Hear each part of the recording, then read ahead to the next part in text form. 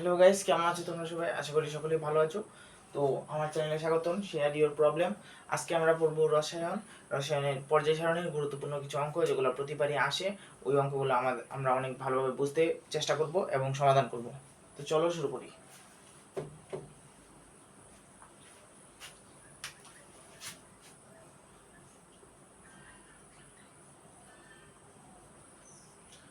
পর্যায় সারণীর মেইন অঙ্কগুলোর মধ্যে কয়েকটা হলো ইলেকট্রন আসক্তি, আয়নীকরণ শক্তি, তড়িৎ ঋণাত্মকতা এবং আকার।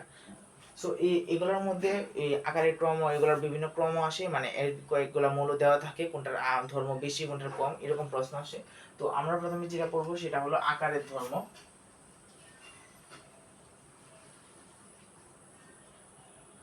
ওকে, সো পর্যায় সারণী তোমরা জানো যে দেখতে ঠিক এরকম।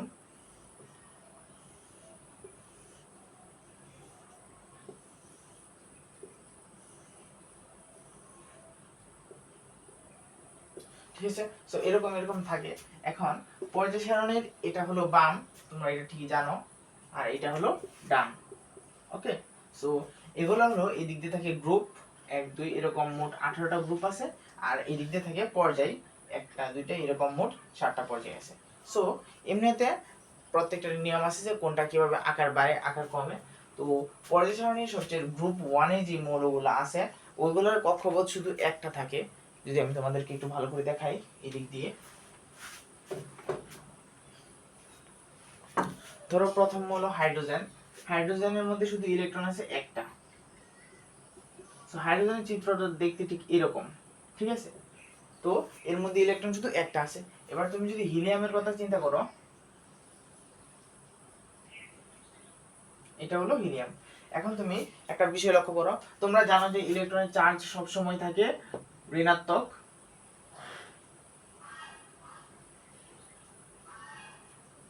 আর প্রোটনের চার্জ থাকে ধনাত্মক। এখন ধনাত্মক আর ঋণাত্মক সবসময় পরস্পরকে আকর্ষণ করে। তো পরমাণুর ক্ষেত্রেও আর প্রোটন তো থাকে মাঝখানে, আর ইলেকট্রন থাকে বাইরে। তো ধনাত্মক ঋণাত্মক যদি পরস্পরকে আকর্ষণ করে, তাহলে এই প্রোটন আর ইলেকট্রন পরস্পরকে আকর্ষণ করবে। এই আকর্ষণের কারণে হাইড্রোজেন আর হিলিয়ামের মধ্যে তুমি দেখো, হাইড্রোজেনের যে ইলেকট্রনটা আছে ওইটা তো কক্ষপথের সাথে লেগে আছে। এখন এই ইলেকট্রনটা যদি প্রোটনকে আকর্ষণ করে, তাহলে এটা আরো কাছে চলে আসবে, মানে এটার ব্যাসার্ধ এতটুকু, তাহলে এটা আরেকটু কমে যাবে, তো এটা আরো কাছে চলে আসবে। হ্যাঁ, আচ্ছা, এবার তুমি লক্ষ্য করো, এটার মধ্যে একটা ইলেকট্রন আছে এতটুকু কাছে আসছে, কিন্তু হিলিয়ামের ক্ষেত্রে তো ইলেকট্রন দুইটা, তাহলে আকর্ষণ আরো বাড়বে না? আকর্ষণ ইলেকট্রন যদি দুইটা হয় তাহলে আকর্ষণের পরিমাণ আরো বাড়বে। তো আকর্ষণ যদি বেড়ে যায় তাহলে এটার ব্যাসার্ধ আরো কমে যাবে না? তো এটার ব্যাসার্ধ হাইড্রোজেনের তুলনায় কম। তার মানে হাইড্রোজেন আর হিলিয়ামের মধ্যে দেখা যাচ্ছে হাইড্রোজেন বড় এবং হিলিয়াম ছোট। ঠিক আছে, এবার আমরা যদি সোডিয়াম আর ম্যাগনেসিয়াম নিয়ে চিন্তা করি, তাহলে সোডিয়াম হলো 11, ম্যাগনেসিয়াম হলো 12।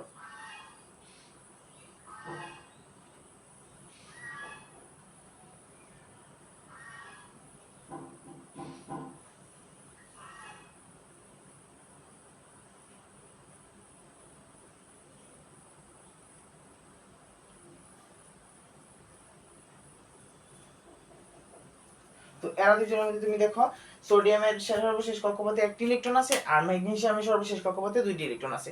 এখন অন্য বাকি সবগুলো সেম, কিন্তু কক্ষপথ দুইজনে তিনটা করে।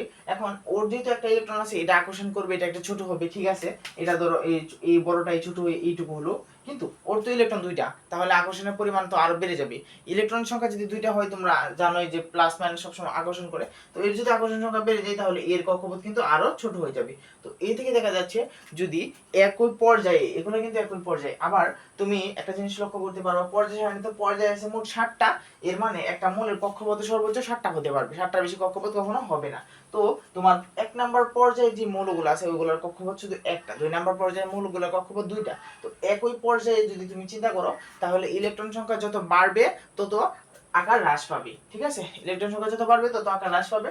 তাহলে এটা যদি বাম হয়, আমরা জানি পর্যায় সারণী বাম থেকে ডানে গেলে তো ইলেকট্রন সংখ্যা, পারমাণবিক সংখ্যা একটা করে বাড়ে, আর পারমাণবিক সংখ্যা বৃদ্ধি হলে কিন্তু ইলেকট্রন সংখ্যা বাড়বে। তো এই দিক দিয়ে তুমি যদি এদিকে বাম থেকে ডানে যাও, তাহলে ইলেকট্রন সংখ্যা বাড়বে, আর ইলেকট্রন সংখ্যা যদি বাড়ে তাহলে আকর্ষণও বেড়ে যাবে, আকর্ষণও যদি বেড়ে যায় তার মানে আকার হ্রাস পাবে। এই কারণে আমরা বলতে পারি যে পর্যায় সারণীতে পিটিতে যদি বাম থেকে ডানে যাই, বাম থেকে ডানে গেলে পারমাণবিক আকার ধর্ম হ্রাস পাবে।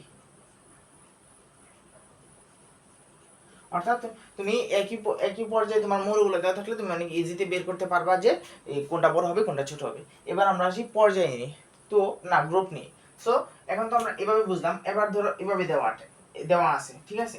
তো ধরো একই গ্রুপে ধরো সোডিয়াম দেওয়া আর হলো পটাশিয়াম দেওয়া। এখন তুমি কিভাবে বুঝবা কোনটা গ্রুপ, মানে কোনটা বড় কোনটা ছোট। তো সোডিয়ামের যদি ইলেকট্রন বিন্যাস মানে চিত্রটা আঁকো তাহলে দেখতে ঠিক এরকম, আর পটাশিয়ামের যদি আমরা এখানে আঁকি,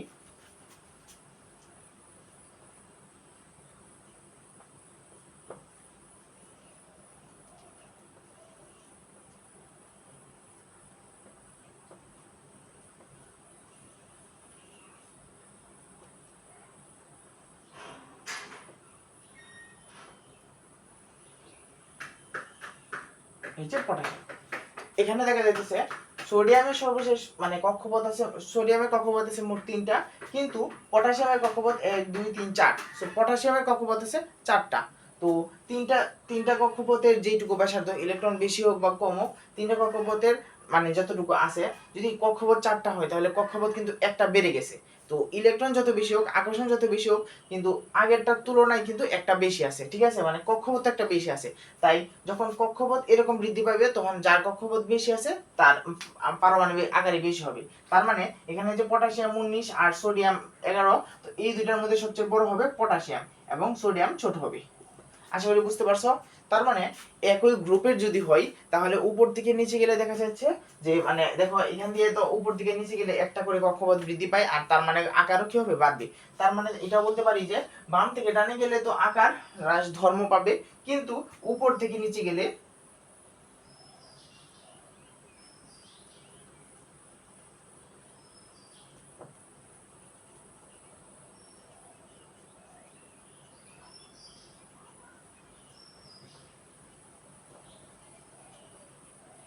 মানে উপর থেকে নিচে গেলে আকার বৃদ্ধি পাবে।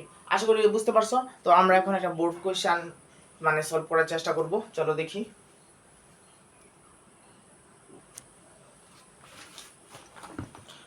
তো আমরা এখন একটা প্রশ্ন সমাধান করব।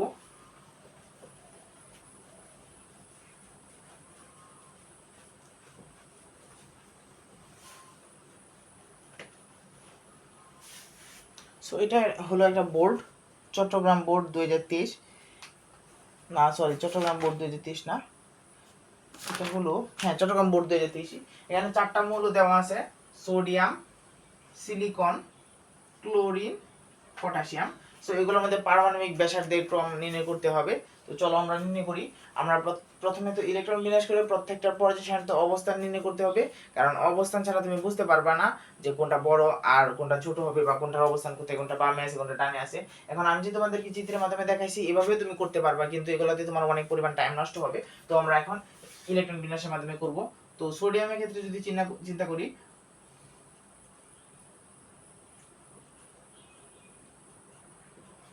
সো এগুলো দিয়ে তুমি এখন এটা দিয়ে আমরা পর্যায়ের গ্রুপ নির্ণয় করব। কিন্তু আমি আমার পূর্বে ভিডিওতে দেখাইছি কিভাবে পর্যায়ের গ্রুপ নির্ণয় করতে হয়। তুমি যদি এটা না জানো তাহলে ওটা ইজিতে দেখতে পারো, এটাতে অনেক ইজিতে আমি শিখাইছি। তো আমরা এখন সরাসরি গ্রুপ আর পর্যায় লিখে ফেলি।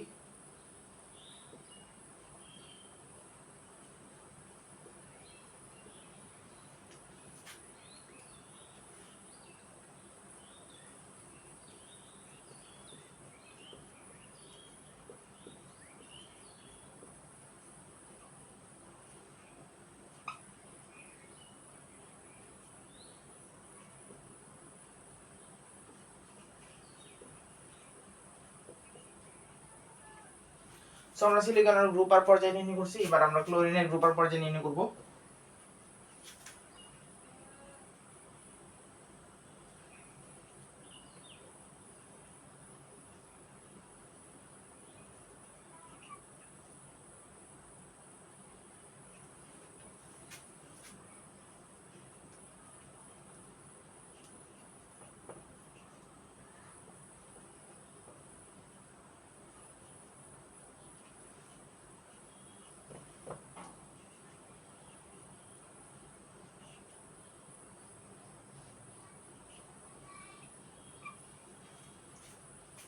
সো এখন দেখা যাইতেছে আমরা সবগুলোর গ্রুপ, আচ্ছা পটাশিয়ামের গ্রুপ,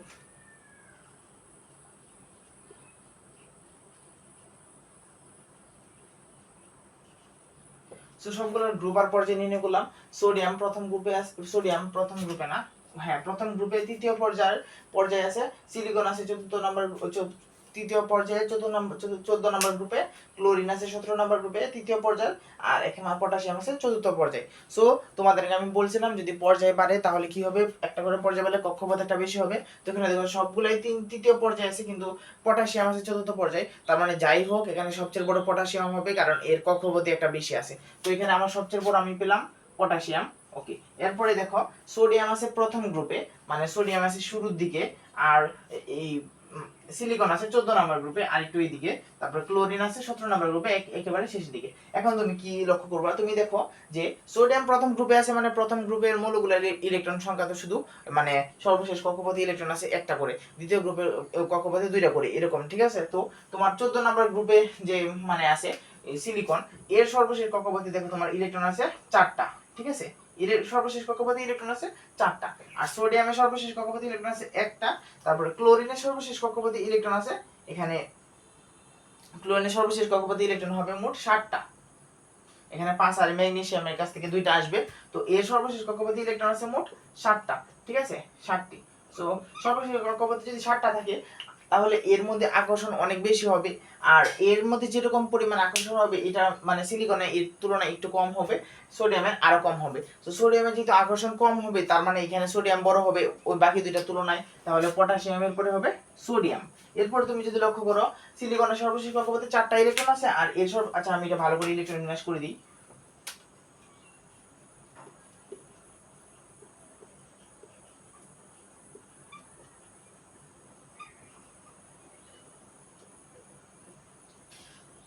সো দেখতে পাইতেছো যে এর তৃতীয় কক্ষপথে মোট ইলেকট্রন সংখ্যা আছে 7টা, তো এর মধ্যে আছে 4টা আর এর মধ্যে 7টা, তাহলে 7টা ইলেকট্রন হলে তো আকর্ষণ বেড়ে যাবে, তাহলে আকর্ষণ যদি বেড়ে যায় তাহলে তো আবার আকার বা মানে ব্যাসার্ধ কমে যাবে। তো আর কিন্তু সিলিকনের 4টা ইলেকট্রন হওয়ার কারণে এর আকর্ষণ কম, তাহলে এই সিলিকন আর ক্লোরিনের মধ্যে সিলিকন বড় হবে,